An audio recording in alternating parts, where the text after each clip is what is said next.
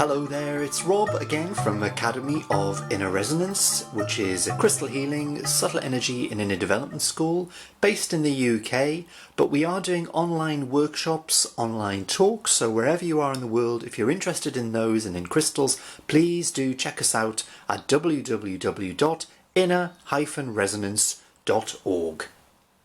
Now today we're going to look at the wonderful crystal yellow jasper. We'll be focusing on the scientific first, then the historical and the energetic properties, where to use it in the energy field and in daily life, then a bit on the astrology, and finally there's a bonus bit.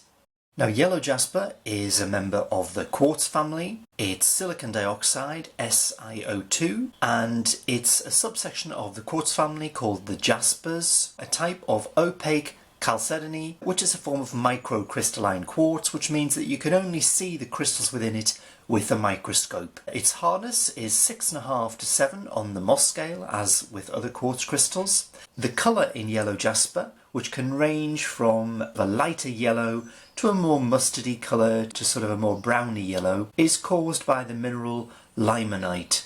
And I did have some very unkind students once who always used to call yellow jasper camel dung. Now it's found worldwide, it's a very common mineral, and the inner system of the crystal is trigonal. The word jasper means spotted or speckled stone and seems to derive from the Old French, Latin and Greek. It was a favourite gem in a lot of ancient civilizations, with references to it found in Assyrian, Hebrew and Arabic and Persian cultures. In the Bible, in the book of Exodus, there's mentioned the sacred breastplate worn by the high priest of the Israelites, and amongst the jewels of this breastplate was yellow jasper. Now yellow jasper has also been seen very much as a protective stone to wear whilst travelling in the past, as well as a stone of grounding and stability. It was a stone that was also worn in intaglio rings in ancient Rome to seal documents when the rings were dipped into the hot wax, although it looks like red jasper was much more popular, but yellow jasper was used as well. So I have to confess, there was a point when I didn't really understand the energy of yellow jasper.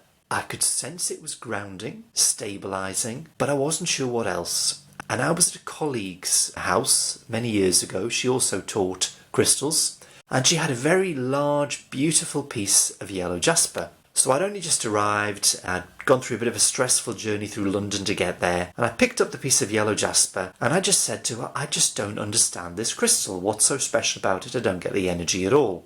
So she said to me, well, it's very sedating. It's got this calming, soothing energy. And I suddenly realised that while I'd been talking to her, holding this crystal, that I had become that energy. But it was so close to me, I couldn't see it. So my voice had completely calmed down. So I was saying to her, I just don't get this energy. What's so special about this crystal? And that was it. It was so hilarious. I was so in it, I didn't even see it. So I really understood then, wow, the effect the crystal has upon your energy field. So it's very sedating, very calming, fantastic for stress, fantastic for soothing panicked situations. It helps with nervous tension, and it's uplifting, a little bit of sunshine as well. It's a grounding stone, about a mid-range grounder, I would say, a little bit higher in vibration than red jasper, but it's much more solid in its grounding than something like moss agate, which is much gentler. It works beautifully with a stone like a blue lace agate, which is also de-stressing. So together you could have yellow jasper to ground the blue lace agate, for example.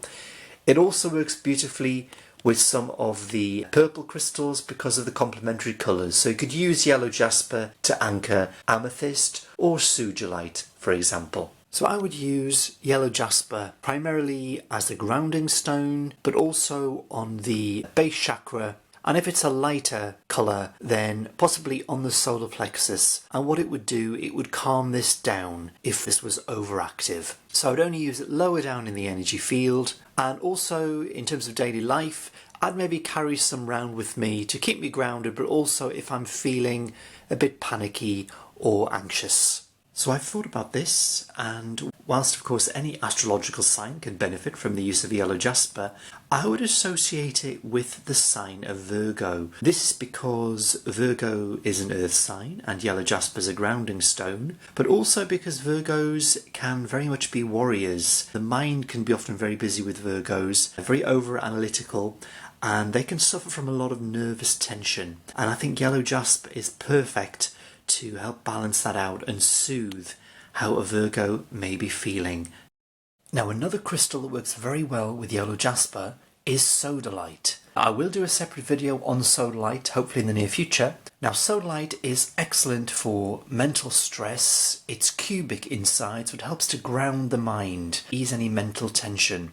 So obviously, put with yellow jasper, these two together can work really well if you're feeling panicked, stressed, if you can't think straight. So often I do have these two together in a pocket, or you can ground the sodalite with the yellow jasper. They do seem to harmonise very well together in a healing. So I hope you enjoyed the video. Please do leave any comments below. Do like and subscribe if you'd be interested in seeing future videos on crystals. And for further details on the school, the Academy of Inner Resonance, please do check the website www.inner-resonance.org, where you find details of workshops, retreats, the diploma course, and online talks and online workshops. See you soon.